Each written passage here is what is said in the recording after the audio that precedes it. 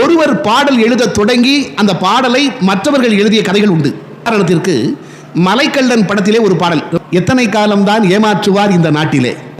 பாடலை முதலில் எழுதியவர் தஞ்சை ராமையாதாஸ். எத்தனை காலம்தான் ஏமாற்றுவார் இந்த நாட்டிலே, சொந்த நாட்டிலே. சத்தியம் தவறாத உத்தமர் போலவே நடிக்கிறார்,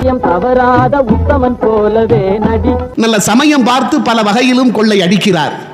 இதுவரைக்கும் தஞ்சை ராமையாதாஸ் எழுதிட்டு இருக்கும் போது ராமுடு அந்த படத்தினுடைய தயாரிப்பாளர் இயக்குனர் ராம் தகராறு வந்துருச்சு.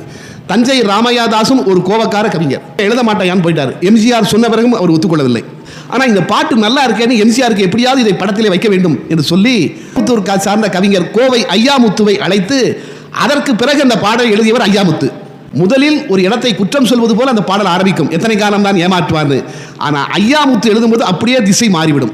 தெருவெங்கும் பள்ளிகள் கட்டுவோம், கல்வி தெரியாத பேர்களே இல்லாமல் செய்குவோம். அது நீங்க தஞ்சை ராமதாஸுக்கு பார்த்தீங்கன்னா அந்த முற்றுமோனை ரொம்ப அழகா வரும். அந்த எத்தனை காலம் தான் ஏமாற்றுவார், பக்தனை போலவே பகல் வேஷம் காட்டி வரும். ஆனா அந்த எழுத்து கோவை ஐயாமுத்துக்கு வரவில்லை.